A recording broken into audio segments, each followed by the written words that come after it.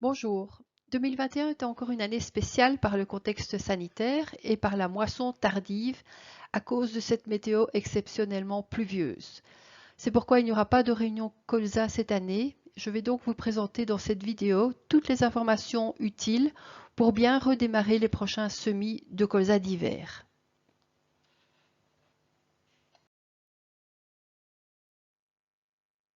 Je vais d'abord vous présenter la culture au cours de cette saison 2020-2021.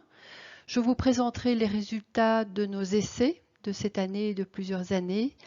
Je vous donnerai quelques conseils pour les prochains semis et je terminerai par des informations sur le marché du colza dont les prix sont très attractifs et doivent vous intéresser pour l'implantation de cette culture de diversification.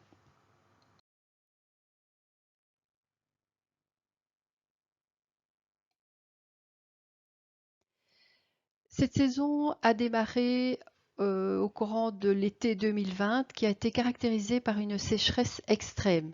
Ceci a eu un impact important sur les semis de colza d'hiver puisqu'ils ont eu lieu dans des sols très secs. La difficulté résidait au niveau du travail du sol et au niveau de la levée de la culture puisqu'on n'a pas eu de pluie rapidement après le semis. Donc ceci a entraîné une levée généralement irrégulière ou même tardive par rapport aux dates de semis. Seuls les premiers semis précoces qui ont eu un peu d'eau après les semis ont pu bénéficier d'une levée rapide et homogène. À l'automne 2020, les pluies sont revenues, même de façon assez abondante, et les températures sont restées relativement fraîches. Ceci a entraîné une présence relativement faible des insectes à l'automne, peu d'altis, mais elles étaient bien présentes, et le colza a pu se développer tant bien que mal, c'est-à-dire que les colzas qui avaient bien démarré, qui avaient bien levé, ont poursuivi leur bonne installation, tandis que les colzas qui avaient mal levé à cause des problèmes de sécheresse ont eu un peu plus difficile à se développer dans le courant de l'automne. Cet hiver n'a pas été doux comme l'hiver précédent, il a plutôt été très humide et très sombre. Et nous avons connu au mois de février une vague de froid très importante puisque les températures ont chuté jusqu'à moins 10 degrés. Nous avons eu cet hiver de la neige qui a pu protéger la culture également contre ce froid. À la fin de cet hiver, je dirais même à la fin du mois de février, on a eu un réchauffement très précoce et même très rapide, ce qui a entraîné l'arrivée très précoce d'insectes. On a déjà piégé des charançons de la tige et des mélégètes à la fin du mois de février. On pensait bien que le printemps serait précoce et peut-être même sec, mais ça a été tout à fait le contraire, puisque ce printemps a été caractérisé par des températures froides, sous les normales de saison, accompagnées généralement de vents du nord-nord-est, et cette absence de chaleur a aussi entraîné un moins rapide développement de la culture du colza. Fin mars, nous avons connu une petite vague de chaleur et nous avons vu apparaître des insectes comme les mélégètes qui sont arrivés de façon très massive pendant quelques jours de fin mars, début avril. Les larves d'insectes ont été aperçues également au printemps. Donc c'était bien sûr des insectes qui avaient pondu dans le colza, soit à l'automne, soit à la fin de l'hiver. En avril et en mai, on pouvait s'attendre à avoir une floraison, disons, rapide. Il n'en a rien été, pardon, puisque le gel nocturne a été très présent avec un nombre important, disons, de gelées nocturnes, entraînant une floraison qui s'est mise en route assez lentement, assez tardivement même, et cette floraison a duré très longtemps, puisque fin mai, début juin, on assistait encore à des champs de colza en fleurs. L'été 2021, qu'on peut qualifier d'été pourri, certainement par la présence abondante de pluie, record, même avec des inondations, du vent assez violent et même de la grêle à certains endroits. Au niveau du colza, ça a provoqué de la verse dans la culture du colza. Les sols étaient gorgés en eau, ce qui a perturbé également la récolte du colza. Et cette récolte a été assez étalée puisque les premières récoltes ont eu lieu au mois de juillet et elles se sont terminées au mois d'août. Avec des colzas qui avaient versé en partie, avec des grains qui étaient parfois même germés avant la récolte et des rendements qui sont relativement hétérogènes en 2021. Voici une carte de la Belgique vous représentant l'état des sols au mois de juin 2020. Les sols étaient très très secs, c'était aussi très exceptionnel bien sûr.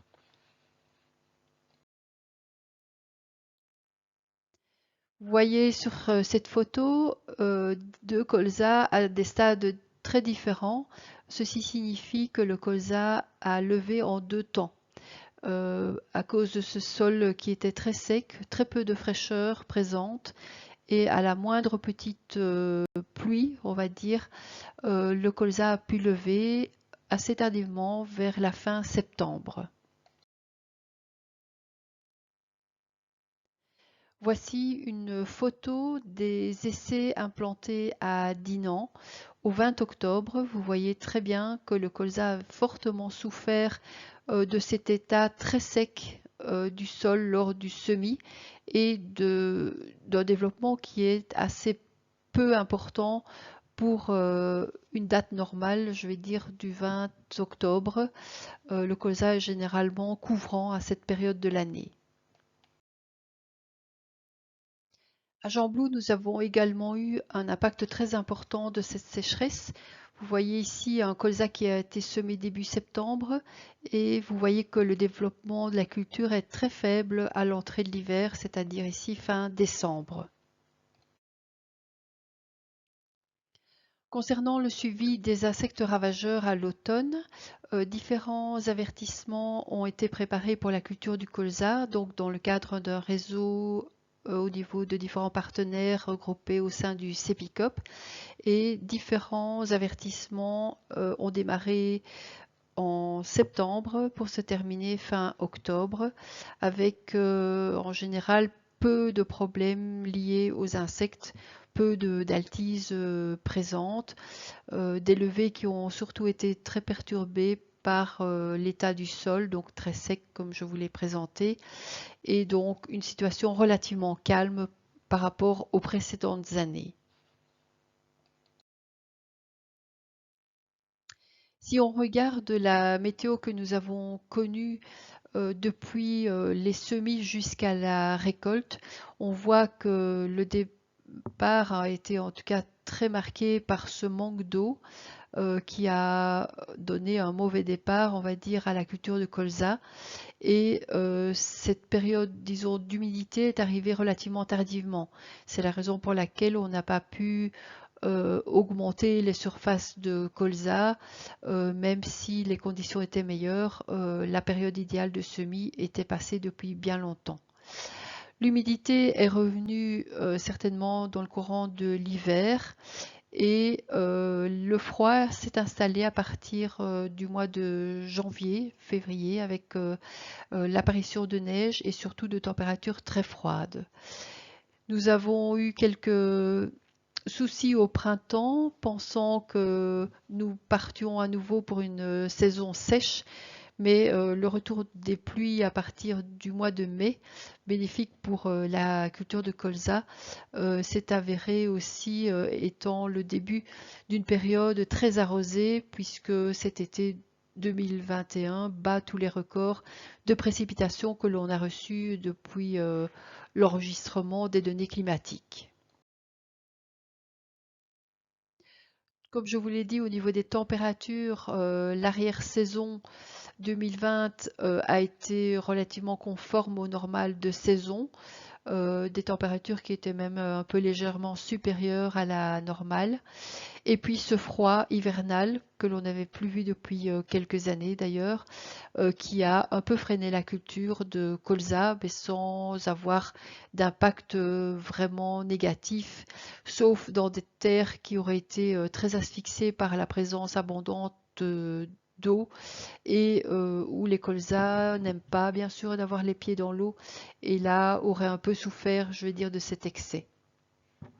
Ensuite, le printemps a été très frais, vraiment avec des températures froides, même négatives, avec un impact sur différentes cultures, notamment les vergers, les vignes, et avec un impact peut-être un peu plus limité en colza, puisque la floraison peut durer plus longtemps, et c'était bien le cas en 2021.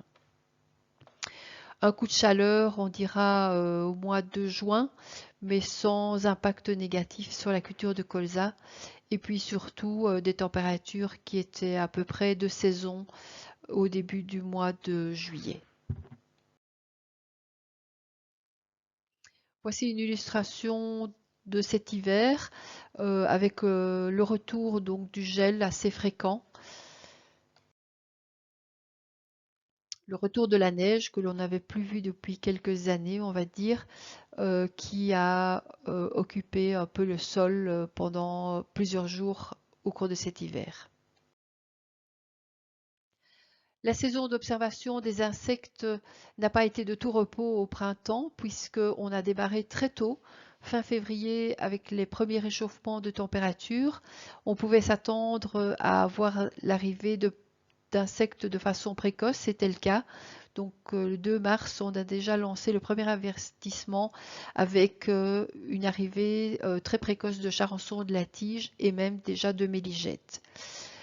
Le mois de mars a été froid et donc ceci a eu pour effet d'interrompre tous les vols d'insectes et ils sont revenus à la fin du mois de mars de façon très abondante puisque là nous avons même en quelques jours d'intervalle envoyé 2 avertissements pour prévenir de l'arrivée des insectes mais surtout pour insister sur la sensibilité du colza face aux attaques importantes de méligettes, puisque leur présence était très abondante et le colza était au stade boutons floraux et encore loin de fleurir, donc le risque de dégâts était très important.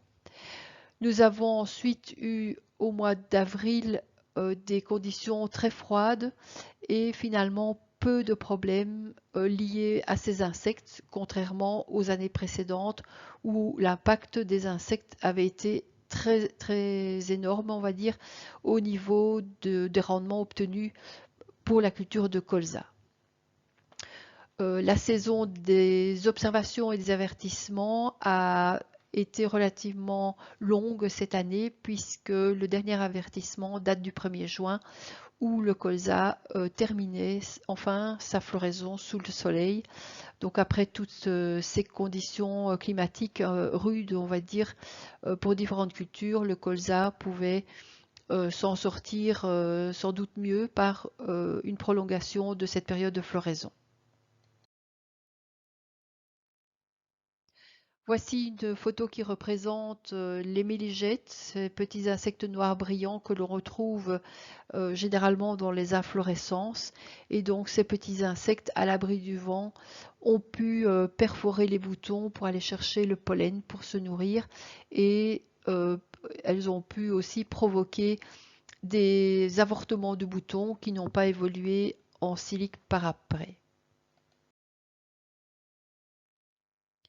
Ce printemps 2021, il laissera bien sûr aussi beaucoup de souvenirs pour les cultures sensibles au gel tardif. C'était le cas des vignes, c'était le cas des vergers. Le colza résiste relativement bien à ce froid, mais vous voyez ici un colza qui était complètement givré à l'approche, disons, de la floraison. Ce printemps froid a aussi provoqué une faible activité des insectes utiles comme les abeilles. Elles sont restées bien souvent à l'intérieur des ruches malgré un soleil bien présent. Ce n'est que vers la fin de la floraison que ces abeilles ont pu réellement être très actives et favoriser la pollinisation du colza, donc en fin de végétation. La présence des insectes adultes, mais aussi des larves, a pu être observée à l'intérieur des tiges. On a remarqué quelques éclatements de tiges provoqués par les charançons de la tige du colza qui sont arrivés très tôt au mois de février et même début mars. Et donc on a retrouvé des larves dans les tiges relativement tard et ces galeries étaient encore bien visibles, sans les larves bien sûr, lors de la récolte. L'impact est certainement très important au niveau de l'alimentation correcte de la plante et donc c'est sans doute un des facteurs explicatifs d'un moins bon rendement obtenu en culture de colza. L'été 2021, comme je vous l'ai dit, a été très humide, donc des pluies records et on peut regarder sur ce graphique et on peut voir qu'on se situe à des conditions assez proches de l'année 2007, qui était aussi une année très humide, mais moins humide que cette année record de 2021.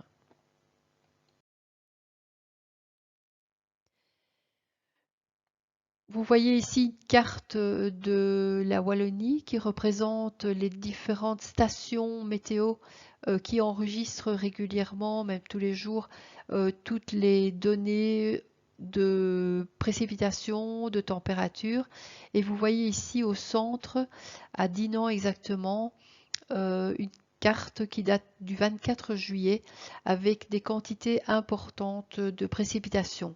Donc il s'agit ici du jour des inondations à Dinan. Et tout le monde gardera en mémoire toutes les images que l'on a vues en abondance chez nous en Wallonie avec des impacts très importants bien sûr au niveau des personnes sinistrées. La saison se termine avec des sols qui sont saturés en eau. Donc vous voyez ici une carte qui représente l'indice de sécheresse, mais bien sûr ce n'est pas la sécheresse, ce sont vraiment des sols qui sont hyper saturés en eau et donc ça compliquera sans doute l'implantation du colza cette année-ci qui se passera dans des conditions de sol très différentes à l'opposé même des conditions que l'on a connues en 2020 lors de cette année de sécheresse extrême. En colza, l'averse a été assez importante, bien plus importante que les années précédentes. Toutes ces pluies ont bien sûr favorisé cette verse, aussi bien en colza qu'en céréales d'ailleurs. Il est temps maintenant de vous présenter les résultats des essais que l'on a récoltés cette année. Nous avions au niveau des variétés une cinquantaine de variétés testées, dont 34 qui avaient déjà été testées les années précédentes et 18 nouvelles variétés qui ont été mises à deux endroits différents, donc sur les plateformes de Dinan et de Jean-Blou. Quelles sont ces variétés? Ces variétés sont toutes double zéro. Les variétés les plus anciennes datent de 2014 et les variétés les plus récentes ne sont pas forcément inscrites. Elles arrivent sous un numéro de code et elles sont parfois inscrites à l'automne de l'année culturale ou parfois au printemps de l'année 2021 par exemple. Alors nous avons repris comme témoin trois variétés, des cas exception Trésor de l'année 2014 et la variété Aline qui a été inscrite en 2017. Vous voyez qu'il reste peu de variétés, je dirais, anciennes. Des cas expansion qui est une variété bien connues.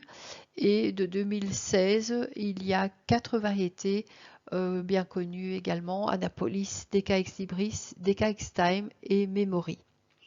Alors, à partir de 2017, il y avait une nouveauté, puisque les premières variétés tolérantes au virus TUYV, donc le virus de la jaunisse du navet, qui peut être transmis par le puceron vert, eh bien ces variétés sont arrivées dans nos essais et nous avons déjà un peu de recul avec ces différentes variétés.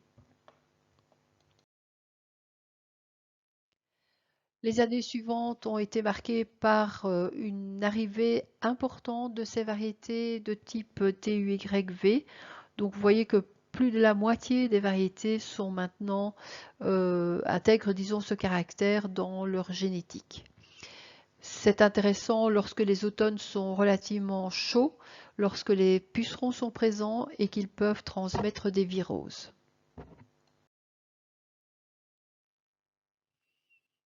Et vous voyez ici des variétés qui ont été inscrites en 2020. Vous voyez également que d'autres variétés n'ont pas encore été inscrites. Elles ne l'ont pas encore été cet été en France à cause de la récolte tardive.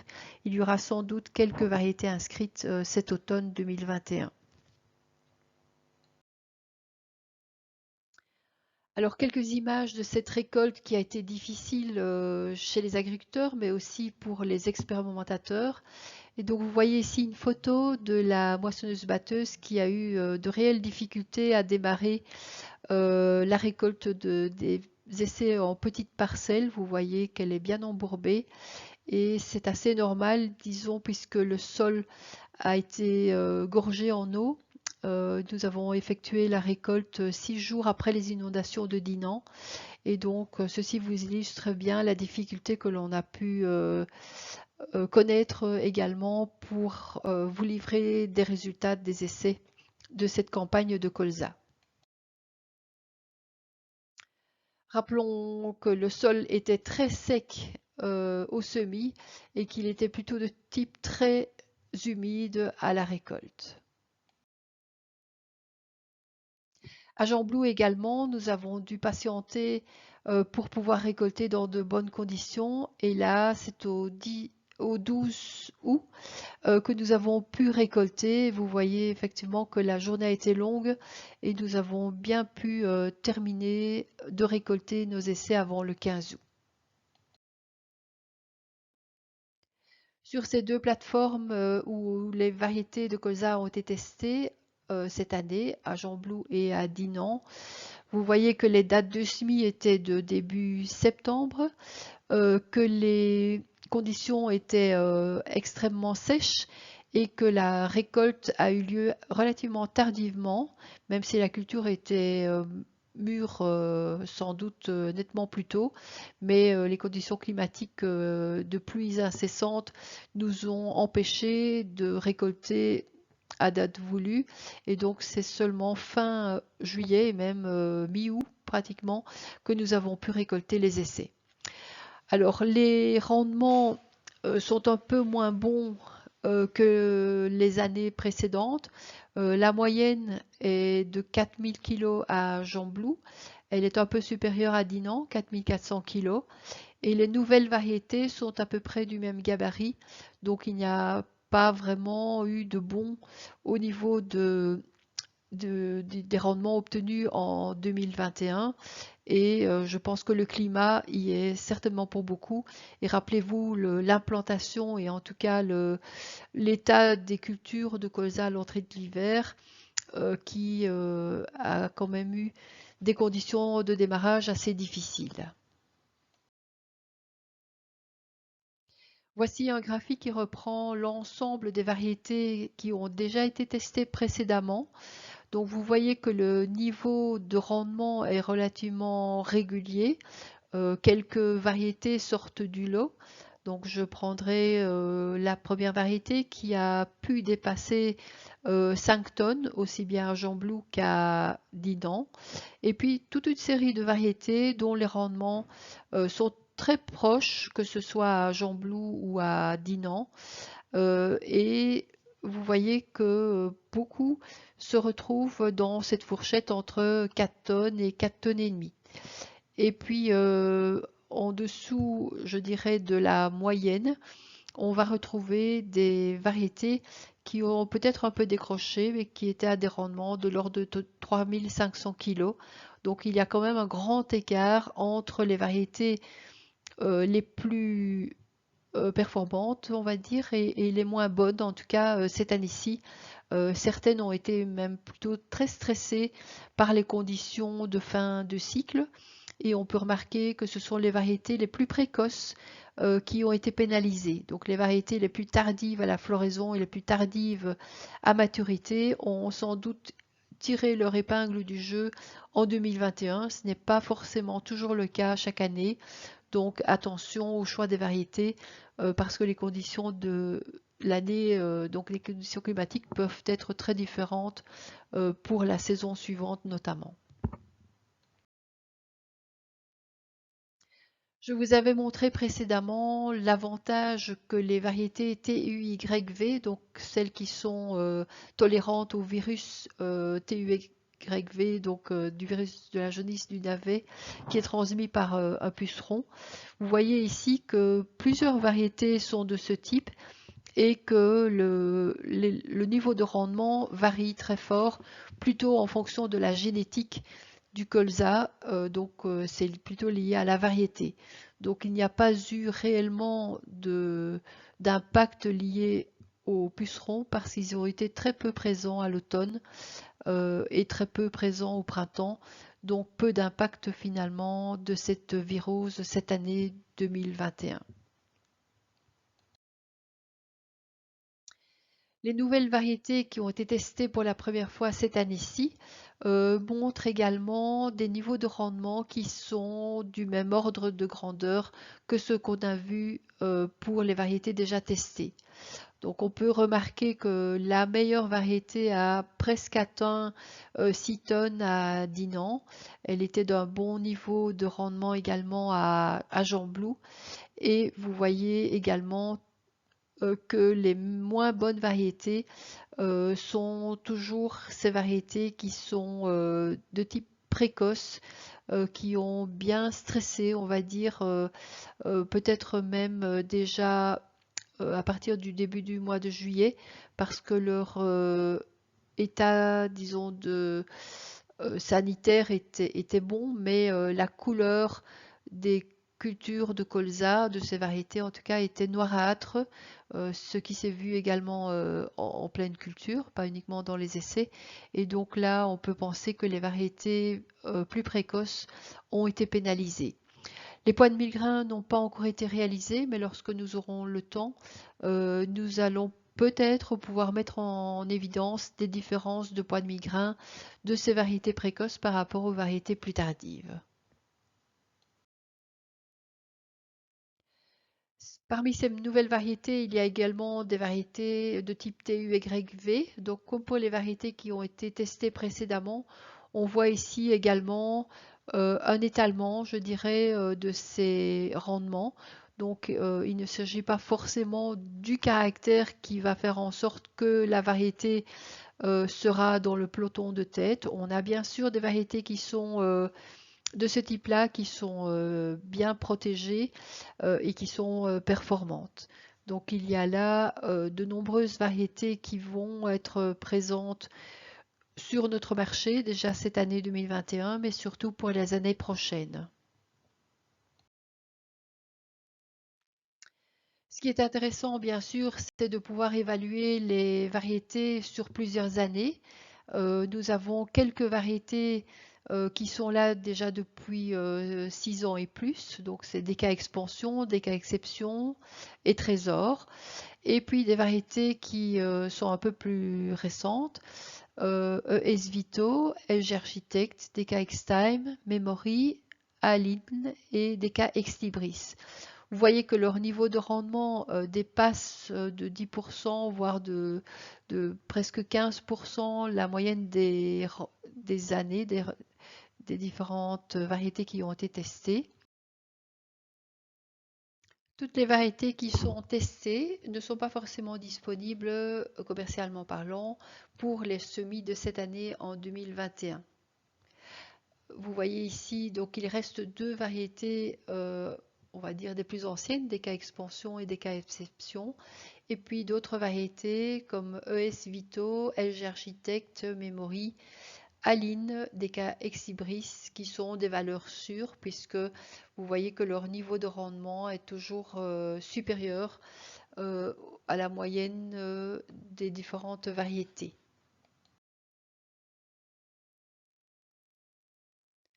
Si on regarde les variétés les plus récentes, donc celles qui sont là déjà depuis 3 ans ou 4 ans, vous voyez également que leur performance est intéressante.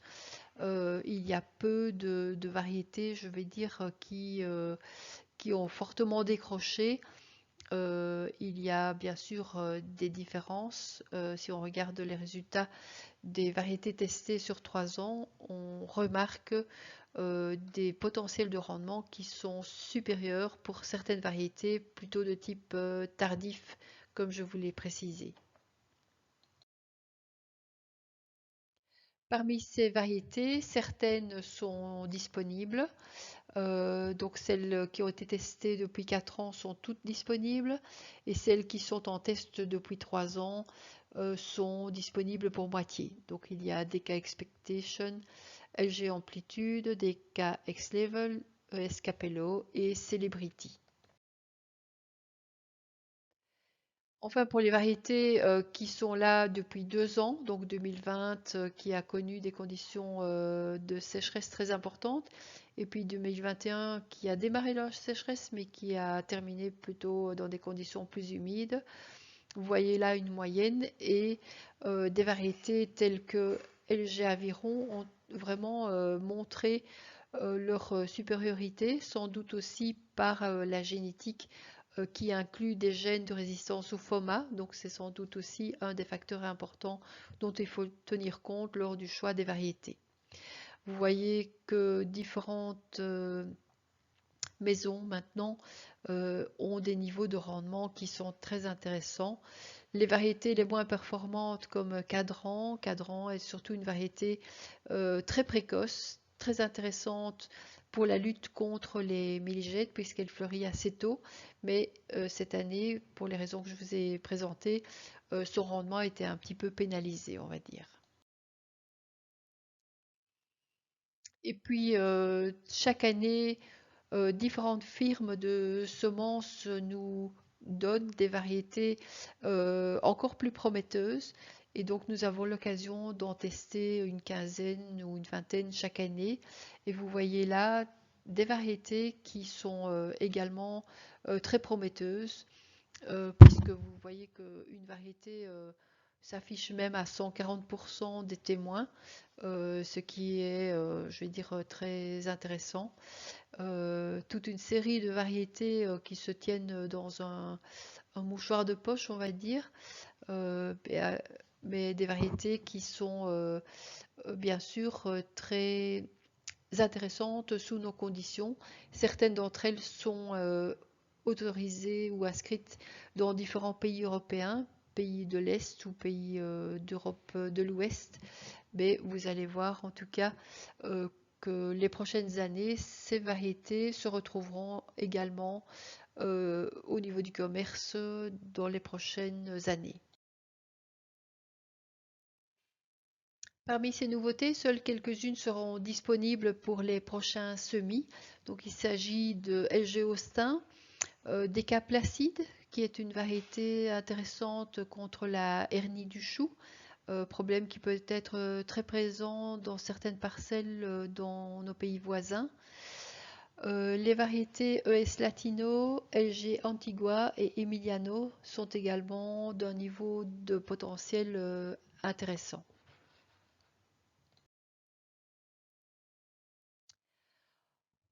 Après ces résultats de rendement, la qualité est aussi importante puisque on produit du colza pour l'huile mais aussi pour les protéines et on doit veiller aussi à avoir une bonne qualité de ces tourteaux de colza en veillant à ce que la teneur en glucosinolate ne soit pas trop importante.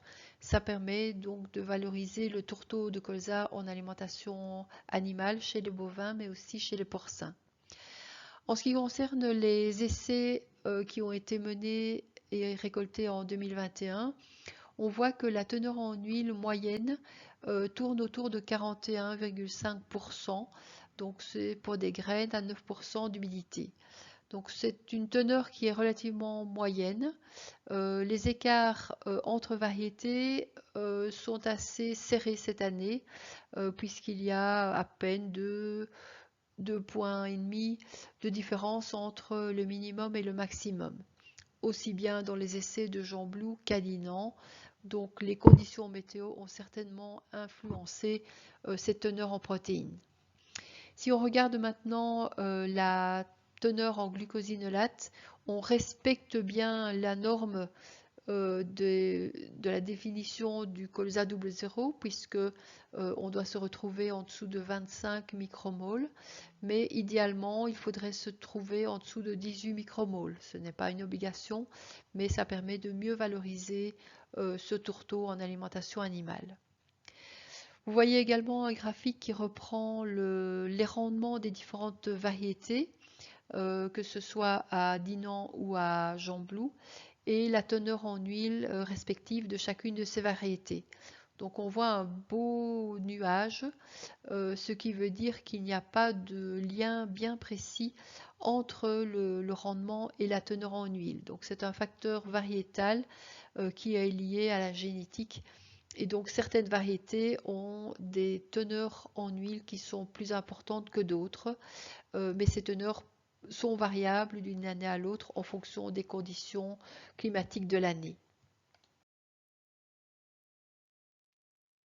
Vous voyez ici un tableau qui reprend les résultats des analyses réalisées dans les différentes variétés de colza qui ont été testées au cours de ces 10 dernières années. Donc j'ai repris ici les teneurs depuis 2010 et vous voyez que sur ces 11 années ou même ces 12 années, il y a 4 années qui avaient présenté des teneurs en huile importantes.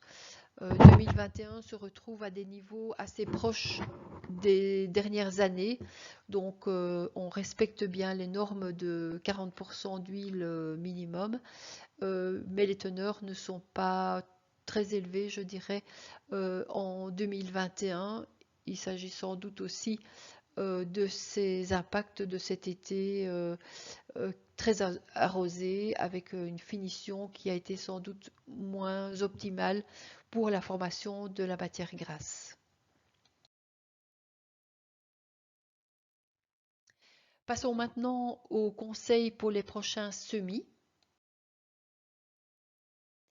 En plus du potentiel de rendement dont vous avez pu voir les résultats de cette année-ci et la comparaison au cours des différentes années de tests, il y a d'autres caractères qui doivent être pris en compte pour choisir une bonne variété.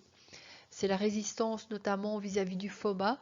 Donc on a aujourd'hui de plus en plus de variétés qui présentent une double résistance, qu'elle soit quantitative avec plusieurs gènes de résistance ou qu'elle soit spécifique avec un ou plusieurs gènes de résistance vis-à-vis de ce FOMA. Le FOMA ne nous a pas trop ennuyés ces dernières années, justement parce qu'on a de plus en plus de variétés qui s'améliorent sur cet aspect-là. Il est important aussi de bien choisir les variétés en fonction de la sensibilité à l'élongation avant l'hiver. Certains facteurs peuvent l'influencer. Si on a une date de semis qui est assez précoce, on aura avantage à prendre une variété qui a tendance à avoir une faible élongation de la tige. Alors si on a utilisé des couverts associés en même temps que le semis du colza, il faut veiller à prendre une variété à faible sensibilité à l'élongation de la tige. Et dans le cas où on utilise une fumure organique juste avant l'implantation du colza, si on a des quantités de fumier, de fientes qui sont assez importantes, cela va booster la culture de colza à l'automne et il faudra veiller à ne pas avoir d'élongation de tige car cela sensibiliserait davantage la culture de colza au gel parce que rien ne peut prévoir l'arrivée du gel qui peut être là en décembre, mais qui peut arriver comme cette année-ci dans le courant du mois de février, donc relativement tard en fin d'hiver. Cette année, les semis seront généralement à bonne date, je l'espère, dans la période idéale de semis. Donc il n'y aura pas vraiment de risque d'élongation pour des semis précoces puisque ceux-ci n'ont pas pu avoir lieu à cause d'une moisson qui a été perturbée suite aux différentes pluies que l'on a reçues. Alors, je vous ai parlé des variétés de type TUYV, donc qui sont résistantes à un des virus qui peut être transmis par les pucerons. Donc, plus de la moitié des variétés qui vous sont proposées cette année-ci sont de ce type-là. Donc, on a le choix, je dirais. En ce qui concerne la précocité à la floraison, donc là aussi, ça c'est quelque chose qui peut être important, notamment pour lutter efficacement contre les dégâts de milligette, mais aussi contre les aléas climatiques.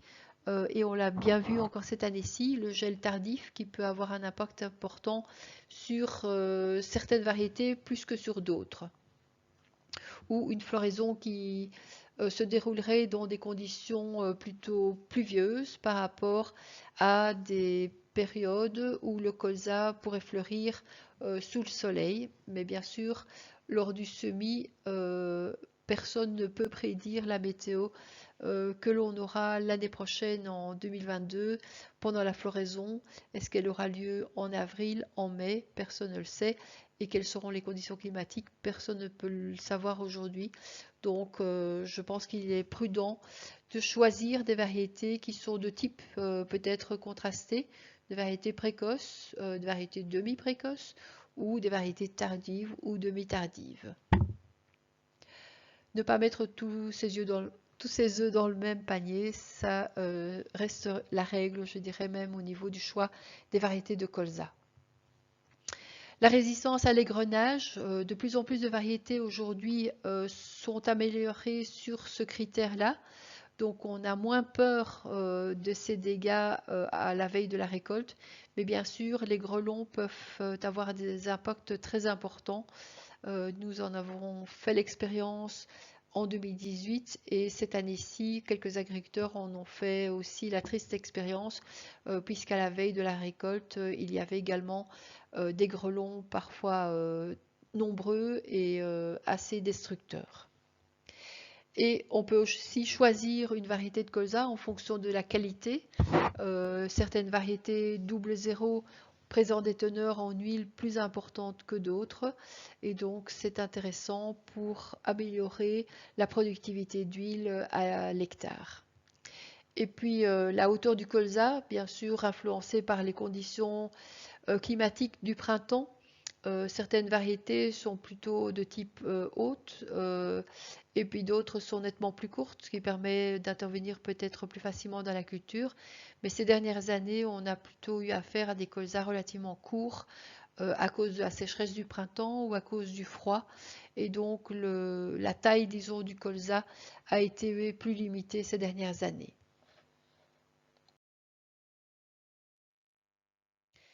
En ce qui concerne les variétés à précocité contrastée, je dirais, parmi les variétés précoces, vous allez retrouver la variété ES Alicia, qui est largement utilisée comme piège à méligette.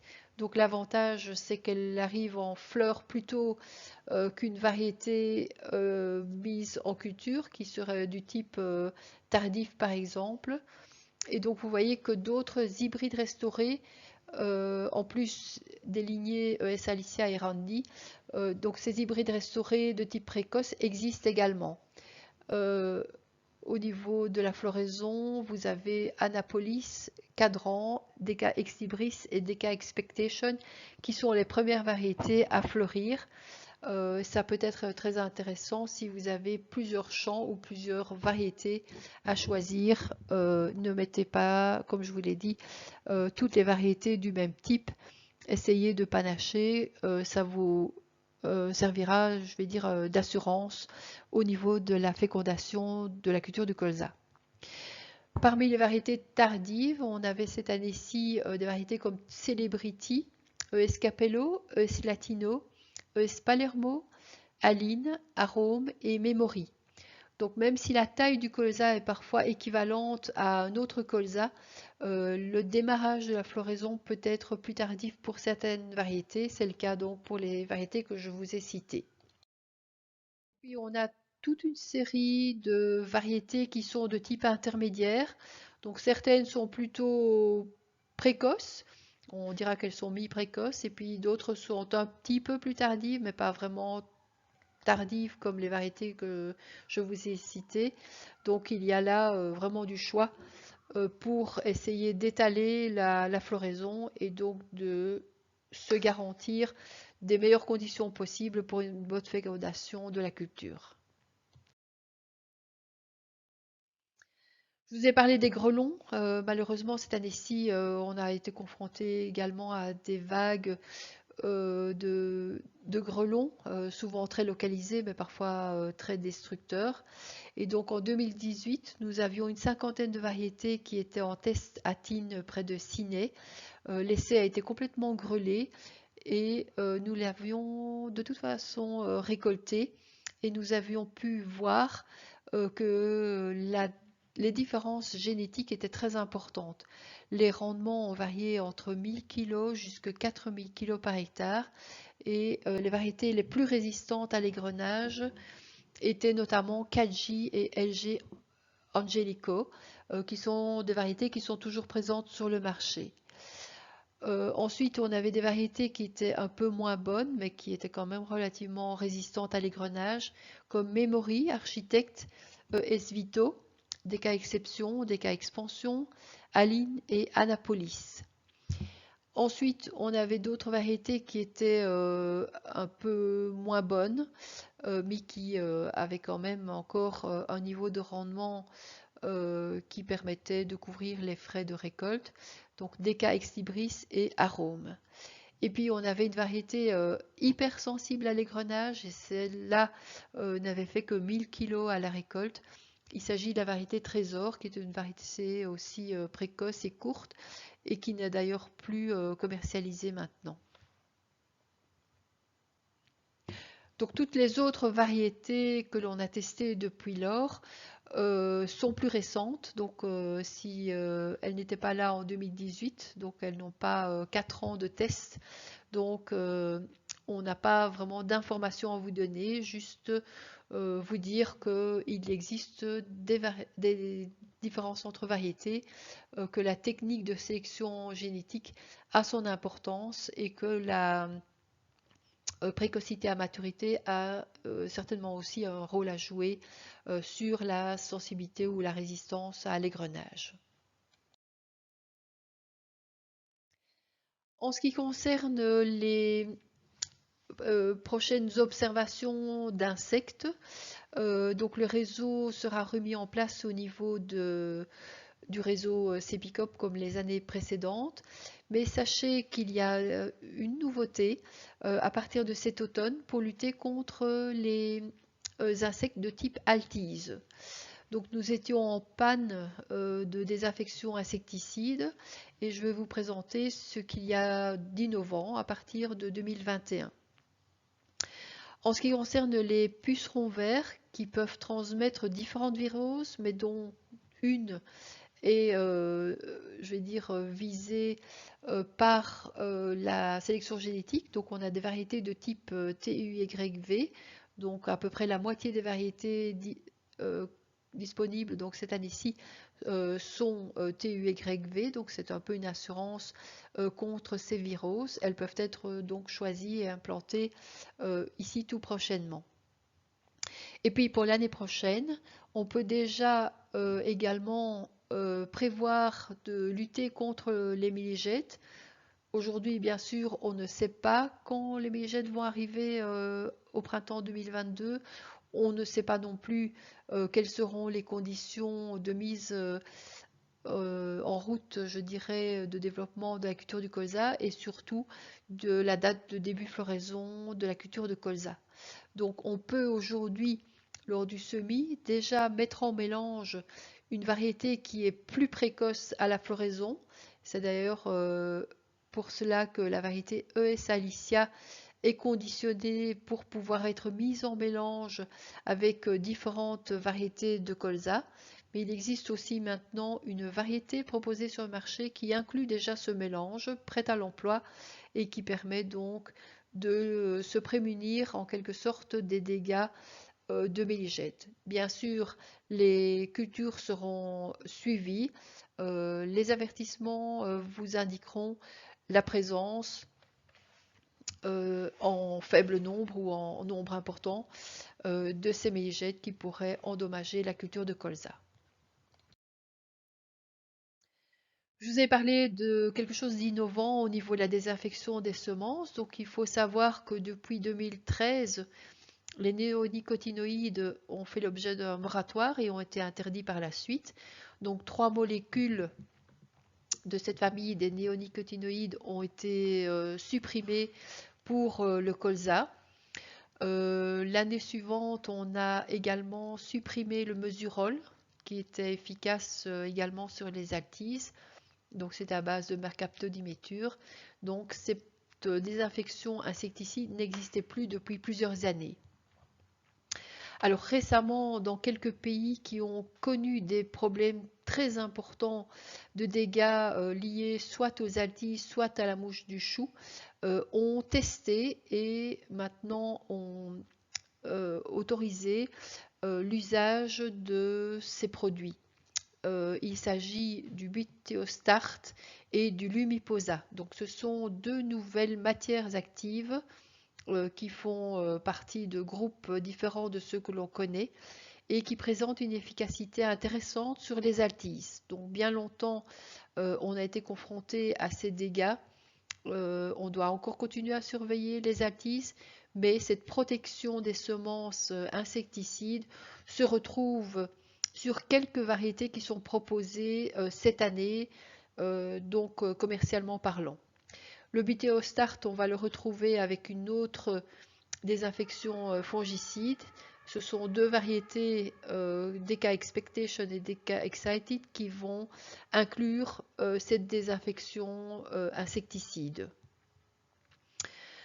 La nouvelle matière active donc, qui constitue le Lumiposa est efficace sur plusieurs insectes, les altises, la mouche du chou et le tentraide de la rave. Et là, vous avez 3 variétés qui sont proposées sur le marché, LG Ambassador, LG Aviron et Feliciano KWS Insect Plus, qui sont protégées par cette molécule insecticide, donc efficace sur les premières attaques de la culture, de la levée jusqu'à 3-4 feuilles de la culture de colza. Il faudra bien sûr continuer à surveiller l'arrivée de ces insectes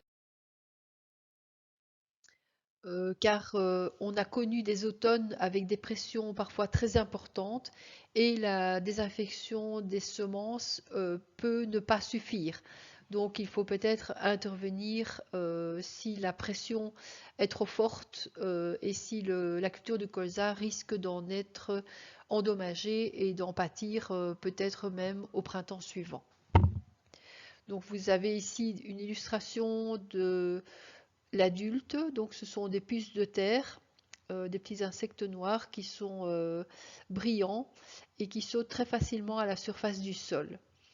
Ils sautent d'ailleurs tellement facilement qu'on peut les retrouver dans un bassin, dans un piège jaune, donc qui est enterré à moitié dans le sol et qui est rempli à moitié d'eau savonneuse, ce qui permet de capturer les insectes dans le bassin et de pouvoir les repérer bien sûr.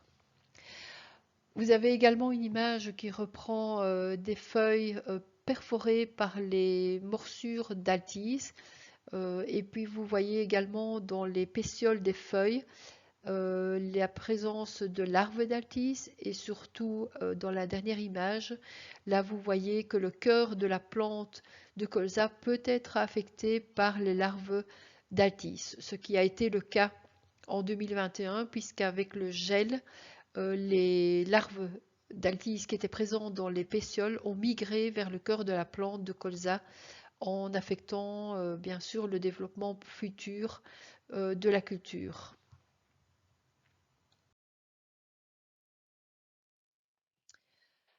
Année sèche, année où il faut bien sûr surveiller de près les insectes, mais année humide ou en tout cas sol humide comme on les connaît actuellement, ça veut dire également retour des limaces. Et vous voyez ici une photo qui a été prise fin juillet. Donc en dessous d'un carabe, vous voyez là une limace qui est bien présente. Et donc attention lors des prochains semis et des prochaines levées de colza, on sait bien que le colza est très apprécié par les limaces, donc faites attention, ne soyez pas pris au dépourvu et surveillez de près ces ravageurs. Et puis encore beaucoup d'autres conseils, mais en tout cas, faites un bon désherbage de la culture parce que toutes les erreurs se payent, je dirais, à la récolte. On peut voir apparaître différentes mauvaises herbes qui peuvent être gênantes et qui peuvent vous apporter des impuretés, mais aussi augmenter la teneur en humidité de votre récolte. Et puis je terminerai cette visioconférence par le marché du colza, parce que vous avez sans doute vu que les prix sont très attractifs actuellement en colza, ce qui devrait vous inciter à mettre davantage même de colza. Et nous sommes vraiment dans la bonne période pour augmenter les surfaces de colza, aussi bien chez nous que dans d'autres pays européens. Je pense que c'est un nouveau départ, on dira, pour la culture de colza. Alors, que dit ce tableau? Eh bien, on voit que pour cette campagne de récolte 2021, mais tout n'est pas encore récolté, donc au Canada notamment, la récolte n'a pas encore eu lieu, mais on voit en fait que globalement, on peut s'attendre à une production qui sera en baisse au niveau du monde. Alors, c'est principalement dû à la moindre production en Europe. Il faut savoir que les surfaces ont été fortement réduites, notamment dans des pays comme la France et l'Allemagne, parce que les dégâts d'insectes ont provoqué des rendements qui ont été très faibles les précédentes années, et puis la sécheresse qui a aussi impacté la mise en culture du colza. Donc on se retrouve cette année-ci avec des rendements qui sont relativement moyens, mais surtout une production globale qui est assez faible. Et si on regarde les 3 dernières années, on est à un niveau qui est un peu supérieur, mais pas franchement très différent. Il faut remonter à 2018 pour avoir une production qui avait dépassé les 18 millions de tonnes. Donc on va avoir besoin de colza. Donc si on peut en semer pour l'année prochaine, ce sera le bienvenu bien sûr. Le Canada, qui est un grand producteur de colza et aussi un gros exportateur de graines de colza, voit cette année-ci, avec les conditions climatiques, des conditions extrêmes de sécheresse et de chaleur, avec des impacts sur des céréales, mais également sur le colza, et un grand point d'interrogation finalement sur le rendement final et sur la production que le Canada va atteindre pour la récolte 2021. Alors, on a d'autres pays tels que l'Australie qui avait connu quelques années difficiles de sécheresse, mais qui depuis 2 ans maintenant retrouvent des niveaux de production intéressants et qui vont pouvoir exporter notamment sur l'Europe. D'autres pays producteurs tels que l'Inde, la Chine produisent beaucoup de colza mais participent peu aux échanges mondiaux, donc exportent peu et même souvent importent pour pouvoir nourrir leur population. Alors l'Ukraine est aussi un des pays grands producteurs de colza, assez récemment d'ailleurs, et qui exporte pas mal de graines de colza, notamment vers l'Europe.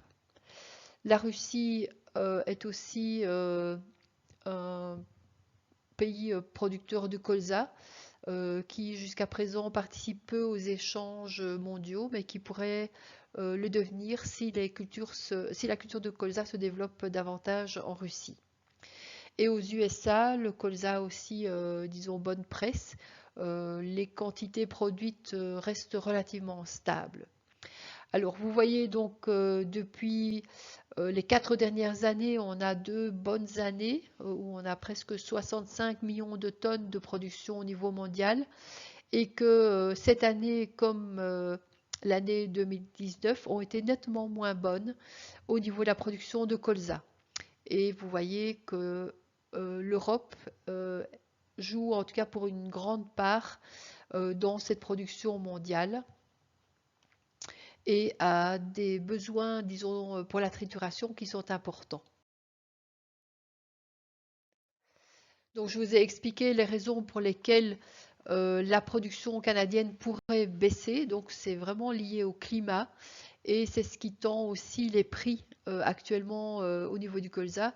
Mais c'est surtout également parce qu'on a très peu de stock en colza, très peu de stock en Europe, très peu de stock au Canada. Et tout ceci va influencer les flux, je vais dire, d'importation pour la campagne qui vient parce que les usines généralement ont une capacité qu'elles utilisent pour triturer à la fois du colza mais aussi d'autres graines qui peuvent être du tournesol ou du soja. Mais le colza est très apprécié et donc si on a trop peu de colza en production cette année, on va certainement au niveau européen importer des graines. Si elles viennent depuis quelques années du Canada, on sait maintenant qu'il y a un stress important au niveau de cette production. Il y aura très peu de disponibilité canadienne pour l'industrie européenne. Donc elle va être réduite presque à peau de chagrin. Donc il y aura peut-être 400 000 tonnes. Donc on est loin des 2 millions de tonnes des années précédentes. Donc l'Ukraine et l'Australie surtout vont approvisionner l'Europe et donc je pense qu'il est aussi important pour nous de pouvoir participer à cette demande de l'industrie parce que le colza est très bien coté au niveau de l'huile pour sa richesse en oméga 3 pour son utilisation dans les biocarburants comme le biodiesel et aussi pour la production de tourteau qui est riche en protéines. Donc tout le tourteau de colza est bien consommé en Europe et donc toute production qui n'a pas lieu chez nous entraîne bien sûr un manque de production de protéines parce que le colza est la plante numéro 1 en Europe pour la production de protéines pour l'alimentation animale. Regardons maintenant l'importance du colza par rapport aux autres oléagineux en Europe. Donc depuis 2012, vous voyez en bleu que le volume du colza peut varier également d'une année à l'autre. L'année record de 2014 avec presque 22 millions de tonnes, je vais dire on n'a plus vraiment rencontré. On a eu une bonne année encore en 2017 avec presque 20 millions de tonnes, mais depuis lors, on frôle plutôt les 15-16 millions de tonnes. Espérons que cette année, on va pouvoir à nouveau remonter un peu, mais comme je vous ai expliqué, les surfaces de colza ont été réduites dans différents pays européens et donc on n'aura pas une production permettant de couvrir les besoins que l'on a au niveau européen. Le soja va certainement être bien produit cette année-ci. Les récoltes ne sont pas encore faites, donc les chiffres sont provisoires pour cette année 2021. Et puis la production de soja est en légère augmentation parce que les surfaces, disons, se développent, mais vous voyez que la production restera inférieure à 3 millions de tonnes pour les graines de soja et donc on importe beaucoup de tourteaux de soja et parfois même des graines de soja que l'on triture, mais c'est essentiellement sous forme de tourteaux de soja que ces protéines sont consommées en Europe notamment. Alors l'indicateur le plus important, en tout cas de ces derniers mois, c'est l'évolution des prix du colza. Et donc notre référence, généralement, c'est le prix Matif à Paris. Et vous voyez cette évolution donc sur 5 années. Donc très peu de choses ont bougé finalement en 2017, 2018, 2019, 2020. Et c'est seulement à partir de 2021, et c'est surtout la moitié de la campagne, qui a connu une flambée des prix de colza, avec des records historiques et une augmentation de l'ordre de 150 à 200 euros la tonne. Donc c'est du pratiquement jamais vu, puisqu'on a atteint quasiment 600 euros la tonne pour des primatifs. Donc on ne sait pas où ça va s'arrêter, mais il faut bien savoir que on va à un moment donné atteindre un sommet.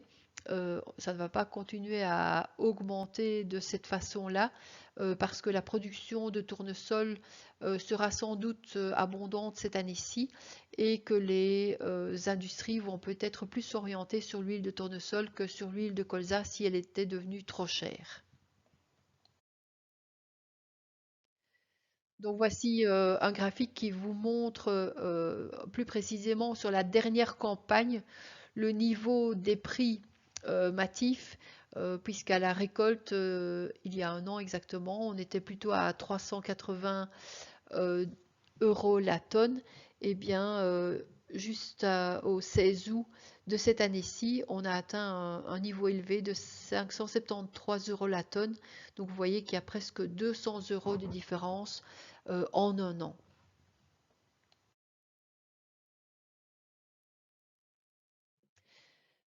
Vous voyez également sur les deux dernières campagnes, donc l'année de commercialisation 2019-2020, où là les prix sont restés relativement stables. Donc finalement, quelques périodes où le colza a atteint un niveau de rendement qui n'a jamais dépassé les 400 euros la tonne. Et puis 2020-2021, pour des raisons de faible stock, de faible production, de demande qui a augmenté, vous voyez que les prix peuvent flamber très rapidement.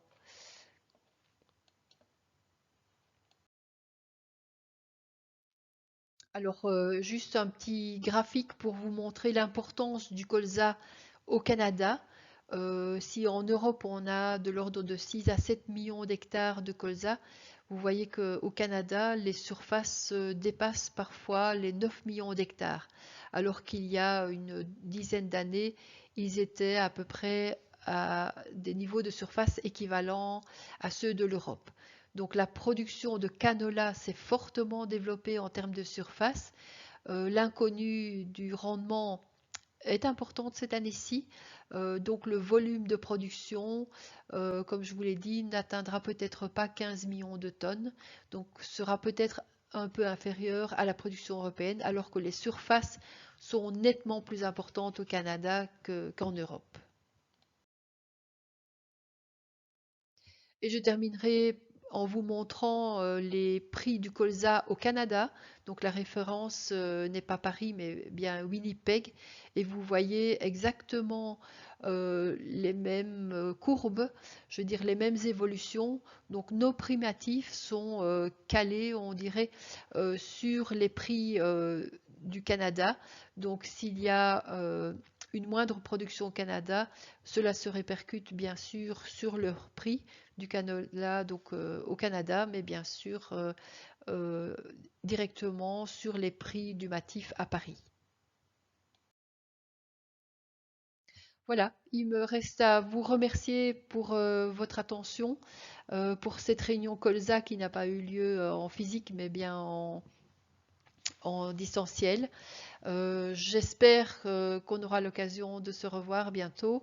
Je vous souhaite en tout cas une bonne météo et surtout que vos semis de colza puissent se passer dans de bonnes conditions et qu'on puisse à nouveau répondre à nos marchés européens qui sont très demandeurs de colza, aussi bien pour l'huile que pour le tourteau qui est riche en protéines. Merci.